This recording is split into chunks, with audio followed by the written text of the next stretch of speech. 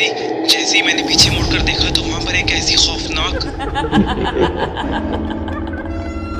Welcome to my channel खौफ की आवाज़। अस्सलामुअलैकुम माय यूट्यूब फैमिली, कैसे हैं आप सब। उम्मीद है कि आप सब लोग बिल्कुल खैरियत से होंगे और खुशाबाद होंगे अपने अपने घरों में। दोस्तों, ये तो सभी जानते हैं कि अल्लाह पाक ने इस दुनिया में 3 तरह की मखलूक़ात को बनाया है, जिसमें इंसान, फरिश्ते और जिन्नात शामिल हैं।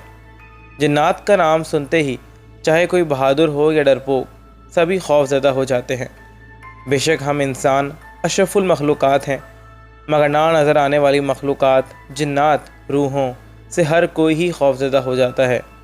अल्लाह पाक हम सबको इन मखलूक़ात के शर से महफूज रखे, आमीन सुम आमीन। तो दोस्तों, चलते हैं आज की कहानी की तरफ। ये सच्चा वाक़या हमें भेजा है मसरूर साहब ने, जिनका ताल्लुक़ गुजरात के एक छोटे से इलाके से है। वो कहते हैं कि ये वाक़या मैं अपनी पूरी ज़िंदगी भूल नहीं पाया हूँ। आज मेरी उम्र तकरीबन 40 साल है। ये वाक़या मेरे साथ तकरीबन 20 साल पहले पेश आया था, जब मेरी उम्र केवल 20 साल थी। और ये वाक़या तब का है जब मेरी किस्मत मुझे एक ऐसे घर में ले गई थी जहाँ मुझे नहीं जाना चाहिए था। मैं आज तक जब भी अपने घर वालों को उस बारे में बताता हूँ तो एक अजीब सा खौफ मेरे ऊपर तारी हो जाता है, क्योंकि उससे पहले मैंने कभी भी ऐसा कुछ महसूस नहीं किया था। तो दोस्तों, चलिए सुनते हैं उनके साथ होने वाला ये खौफनाक वाक़या उन्हीं की ज़बानी। अपनी कहानी में मसरूर साहब कहते हैं कि मैं बचपन से ही बड़ा बहादुर और सख्त मिजाज का था। जब 12वीं पास की तो घर में अम्मी अब्बू के अलावा 3 बड़ी बहनें भी थीं।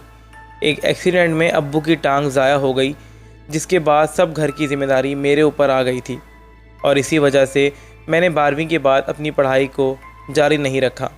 मैं उस वक्त सिर्फ 20 साल का था जब मुझे लाहौर की एक प्राइवेट कंपनी में जॉब मिल गई थी। तनख्वाह भी अच्छी थी, मगर मसला बस ये था कि मुझे घर वालों से दूर लाहौर जाकर रहना था। मैं वो मौका छोड़ भी नहीं सकता था, क्योंकि 2 बड़ी बहनें शादी की उम्र को पहुंच चुकी थीं। मैंने घर वालों से मशवरा किया और लाहौर आने की तैयारी शुरू कर दी। लाहौर आकर काम शुरू किया तो शुरू में 1 महीना मैंने एक होटल में गुजारा, क्योंकि आते ही कोई मुनासिब जगह मिलना थोड़ा मुश्किल हो गया था। महीना गुजरने के बाद मुझे अपने ऑफिस से तकरीबन 2 किलोमीटर के फासले पर एक घर मिल गया। वो घर किसी इम्तियाज़ नामी शख्स का था, जो कि 2 साल पहले अपनी फैमिली के साथ लंदन शिफ्ट हो गए थे। चाबियां वो उसी स्टेट एजेंसी वाले के हवाले करके गए थे जिसके पास मैंने घर का बोला हुआ था। प्रॉपर्टी डीलर ने मुझे घर दिखाया। घर तो बड़ा था, 3 बड़े बड़े कमरे थे, हर कमरे में प्राइवेट बाथरूम था। मैंने उस प्रॉपर्टी डीलर को कहा कि भाई साहब, इतना बड़ा घर, मैं तो अकेला रहता हूँ, क्या करूँगा। उसने कहा कि सर आप ले लें, किराया यहाँ का बहुत मुनासिब है। असल में घर 2 साल से बंद पड़ा हुआ है। इम्तियाज़ भाई को किराए की कोई लालच नहीं है, बस वो चाहते हैं कि कोई घर में रहे ताकि घर खुला रहे। पहले तो उनको ये डर था कि अगर फैमिली एडजस्ट नहीं हो सकी तो वापस आ जाएंगे, तभी 2 साल तक उन्होंने घर किसी को नहीं दिया।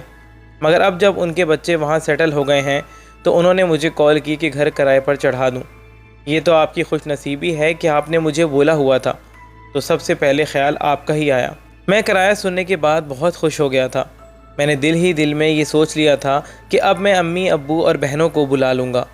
जो ख़र्चा मैं वहाँ भेजता हूँ वो यहाँ शहर में कर लूँगा, और पीछे जो ज़ाती घर है उसको किराए पर चढ़ा देंगे, वहाँ से भी किराया आता रहेगा।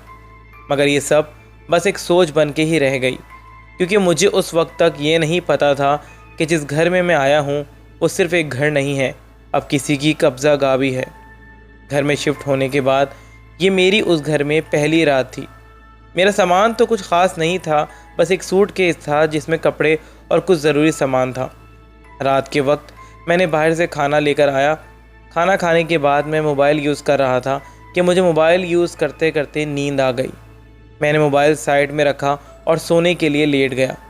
अभी आंखें बंद किए हुए 10 मिनट भी नहीं गुजरे होंगे, मुझे यूँ महसूस हुआ जैसे कोई मोबाइल यूज़ कर रहा है। मैं चूँकि नींद में नहीं गया था, फ़ौरन आंखें खोल लीं। देखा तो मोबाइल वाकई में ऑन था, जबकि मैंने तो ख़ुद स्क्रीन ऑफ़ की थी।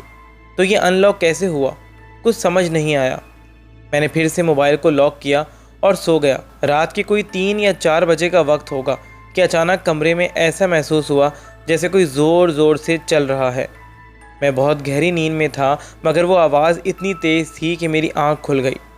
آنکھ کھلنے کے بعد بھی وہ چلنے کی آواز صاف صاف محسوس ہو رہی تھی۔ میں نے فوراً اٹھ کے لائٹ آن کر دی۔ جیسے ہی لائٹ آن ہوئی تو وہ چلنے کی آواز بند ہو گئی۔ میں آنکھیں مسلتا ہوا آگے پیچھے دیکھنے لگا۔ کمرے سے باہر کی طرف نظر ماری تو ہر طرف خاموشی تھی۔ میں نے دماغ پہ زور ڈالا کہ یہ کیا ہوا تھا، کیا واقعی میں وہ آواز سنی تھی میں نے یا میں نیند میں تھا۔ میں نے پھر سے لائٹ آف کی اور بستر پر آ کر سو گیا۔ صبح 6 بجے الارم بجنا شروع ہو گیا۔ میں الارم آف کرتے ہوئے نیند کی حالت میں اٹھا اور واش روم کی طرف جانے لگا تو ایسا محسوس ہوا جیسے کوئی بالکل میرے ساتھ ساتھ واش روم کی طرف بڑھ رہا ہے۔ میں نے اچانک پیچھے دیکھا مگر کوئی موجود نہیں تھا۔ فریش ہو کر ناشتہ کیا اور آفس آ گیا۔ پورا دن کاموں میں بزی رہا مگر مجھے کہیں نہ کہیں یہ سوچ ضرور آ رہی تھی کہ رات کو آخر یا وہ سب اصلی تھا۔ میں نے گھر والوں کو کال کی اور کہا کہ مجھے یہاں پر کرائے پر بہت اچھا اور سستا مکان مل گیا ہے، اب آپ لوگوں کو بھی اگلے مہینے تک یہیں بلا لوں گا اپنے پاس۔ سب بہت خوش ہو گئے کیونکہ گھر والے کبھی بھی گجرات سے باہر نہیں نکلے تھے۔ کام سے فارغ ہو کے میں رات 8 بجے گھر آیا تو جو منظر میری آنکھوں کے سامنے تھا وہ دیکھ کر میرے رونگٹے کھڑے ہو گئے۔ میرے سارے کپڑے جو کہ میرے سوٹ کیس میں تھے وہ سب کے سب کمرے کے فرش پر بکھرے ہوئے تھے۔ وہ پہلی بار تھا جب میں اس گھر میں خوف زدہ ہوا تھا، اور پھر خوف زدہ ہونے کا یہ سلسلہ نہیں رکا۔ میں کچھ لمحوں کے لیے بالکل ساکت سا ہو گیا تھا۔ میں نے ہمت کی اور سب کپڑے اٹھا کر سوٹ کیس میں ڈالے اور وہیں بیٹھ گیا۔ مجھے کہیں نہ کہیں تو سمجھ آ گئی تھی کہ گھر تو لاک تھا اور یہ سب کچھ میں نے نہیں کیا تھا، تو مطلب صاف تھا کہ وہ گھر آسیب زدہ تھا، اور جو کچھ کل رات میں نے محسوس کیا تھا وہ میرا وہم نہیں، سچائی تھی۔ یہ خیال آتے ہی مجھے اور مزید خوفزدہ کر رہا تھا۔ میں غور سے گھر کے ہر کونے کو دیکھ رہا تھا۔ اندر سے تو میں بے حد خوفزدہ تھا مگر اوپر سے اپنے آپ کو سنبھالا ہوا تھا۔ میں آہستہ سے اٹھا اور کچن میں آیا۔ کھانا میں بازار سے ہی لے آیا تھا، وہ کھا کے میں خاموشی سے کمرے میں آ گیا۔ ایک عجیب سا خوف میرے پورے جسم پہ سوار تھا۔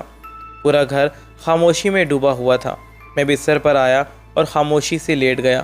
ہلکی سی آہٹ پہ بھی میں ایک دم چونک جاتا اور آگے پیچھے دیکھنے لگ جاتا مگر کوئی نظر نہیں آتا۔ کچھ دیر بعد رات کی 2 بجے ہوں گے کہ کمرے میں ایک عجیب سی ٹھنڈ ہونا شروع ہو گئی۔ مہینہ تو سپتمبر کا تھا مگر وہ اچانک ہوتی ٹھنڈ سے ایسا لگ رہا تھا جیسے دسمبر چل رہا ہے۔ اچانک اس ٹھنڈ میں اضافہ ہونے لگا۔ ٹھنڈ اس قدر تیز ہو گئی تھی کہ میں ٹھنڈ سے کانپنا شروع ہو گیا تھا۔ جو بلینکٹ میں نے لیا ہوا تھا وہ بھی اس ٹھنڈ کو روک نہیں پا رہا تھا۔ میں ڈرا سہما بستر پر ہی لیٹا رہا کیونکہ مجھے اب اس گھر سے خوف آ رہا تھا، کیونکہ وہ ٹھنڈ بالکل غیر معمولی تھی۔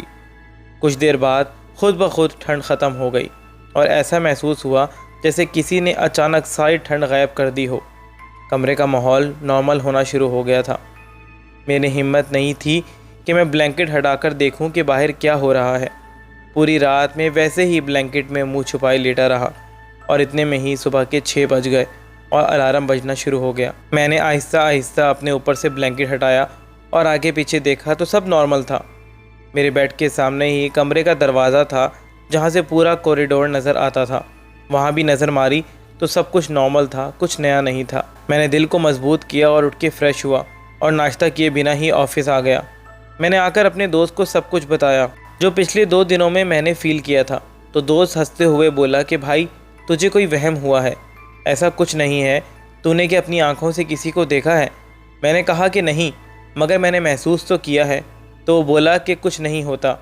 پتہ نہیں اس وقت مجھے کیا ہوا تھا کہ میں اس کو کپڑوں والی بات بتانا ہی بھول گیا، جو کپڑے سوٹ کیس سے باہر کیسے نکلے تھے۔ میں نے آفس کے بعد دوست کو کہا کہ میرے گھر چل لے میرے ساتھ، مجھے اکیلے میں ڈر لگ رہا ہے۔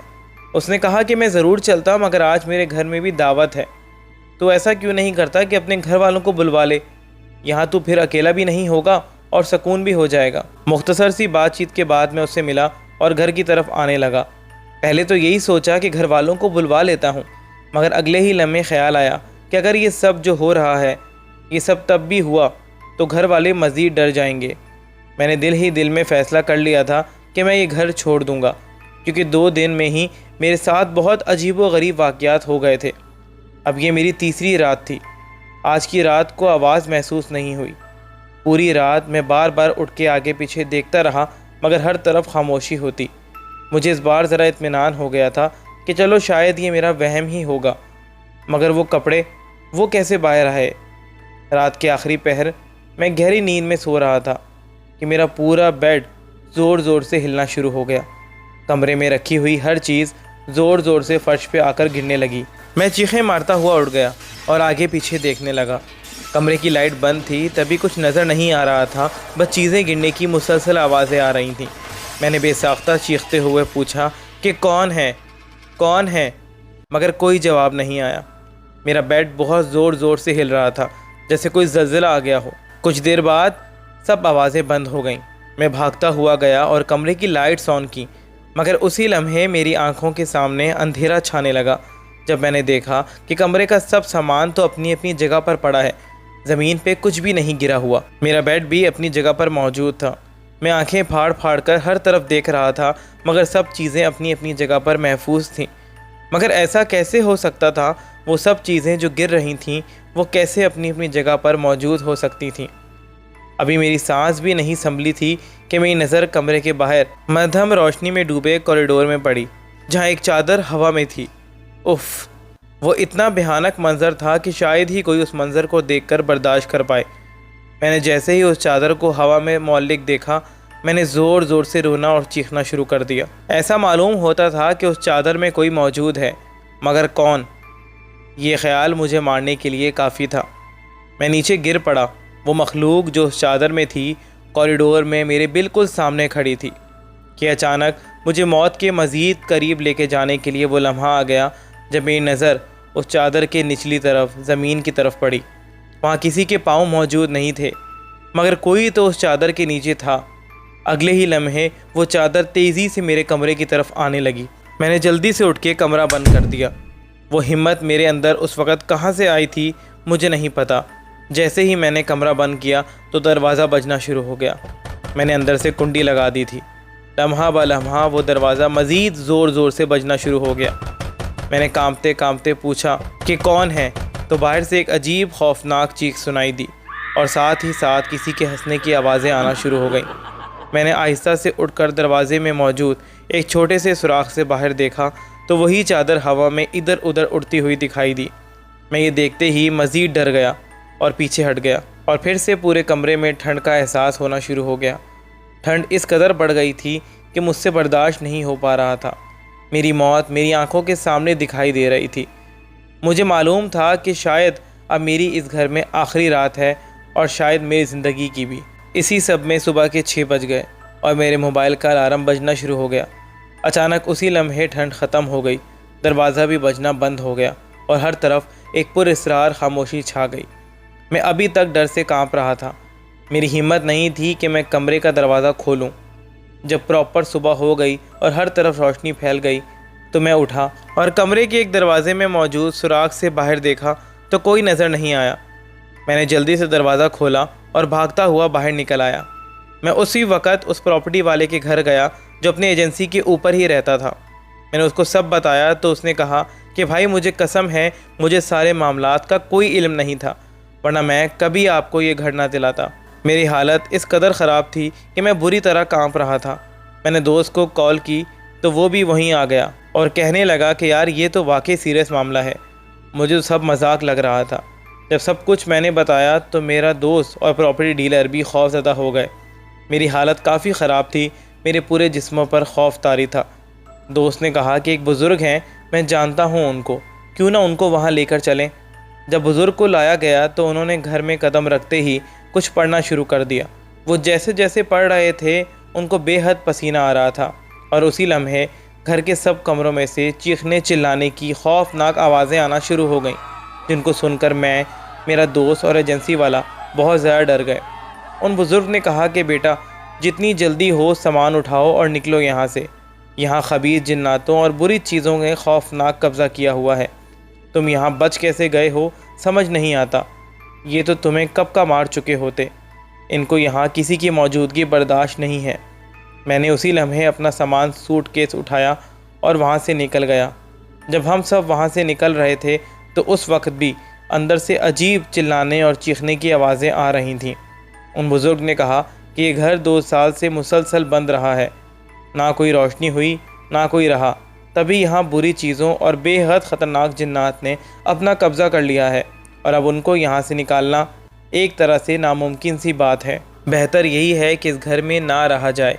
میری حالت تو اس قدر خراب تھی اور میرے دماغ پر اس قدر خوف سوار تھا کہ میں نے آفس سے 1 ہفتے کی چھٹی لی اور واپس گجرات آ گیا۔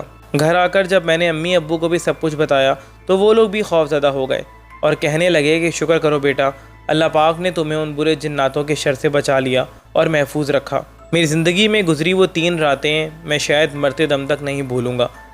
وہ اتنا خوفناک ایکسپیرینس تھا کہ میں دعا کرتا ہوں کہ اللہ پاک کسی کو بھی ایسا وقت نہ دکھائے۔ تو امید ہے دوستوں کہ آپ لوگوں کو آج کی یہ کہانی ضرور پسند آئی ہوگی۔ اگر پسند آئی ہے تو اس کو لائک، شیئر اینڈ کمنٹ کرنا بالکل مت بھولیے گا، اور پلیز دوستوں میرے چینل کو سبسکرائب ضرور کر دیجیے گا۔ مجھے آپ سب کے سپورٹ کی بہت ضرورت ہے۔ اگر آپ کے پاس بھی اس طرح کی کوئی خوفناک کہانی یا پراسرار قصہ ہے تو میرے ساتھ شیئر کریں، میں اس کو ضرور اپنی ویڈیو میں شامل کروں گا۔ تو ملتے ہیں اگلی ویڈیو میں ایک نئی کہانی، ایک نئے پراسرار قصے کے ساتھ۔ تب تک کے لیے دیجیے اجازت۔ اللہ حافظ۔